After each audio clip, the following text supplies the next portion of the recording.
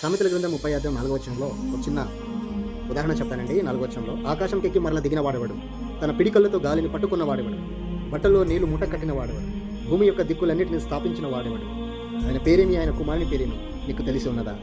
చూడండి, ఆకాశం ఎక్కి మరల దిగిన వాడెవడు. ఉదాహరణ మనం చూస్తుండొచ్చు, సైంటిస్టులు నాసా కానీ మనకు సైంటిస్టులు చాలా వరకు పైన భాగం వెళ్ళి చూసి తిరిగి రావడం మనం చూస్తా ఉన్నాం, జరిగి ఉండొచ్చు. కానీ దేవుని విషయంలో ఆత్మవశమైన వాడు, దేవునితో ఉన్నవాడు సమస్తము తిరిగి వస్తాడు. ప్రజల ఈ మొదటి ఆకాశంకెక్కి మళ్ళీ దిగిన వాడి ప్రశ్నకు జవాబు. రెండోది, తన పిడికలతో గాలిని పట్టుకున్నవాడు. గాలిని పిడికలతో పట్టుకుంటారండి? ఎవరైనా పట్టుకుంటారా? ఎవరైనా గాలిని పిడికలతో పట్టుకుంటే చూపించండి. కానీ దేవుడు గాలిని పట్టుకోగలడు.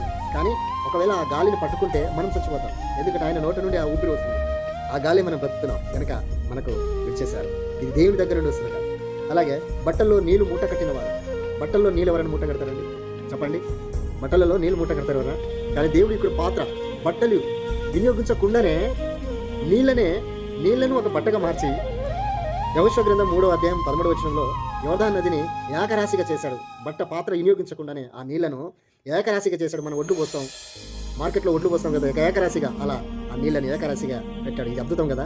అలాగే నిర్గమకాండం 14:22 చూస్తే ఇజ్రాయేలును నడిపించడానికి ఎర్ర సముద్రాన్ని ఇరువైపులా గోడవలిగా మార్చాడు. ఒక సముద్ర నీళ్లను ఇటుపక్క అటుపక్క ఒక గోడగా మార్చాడు.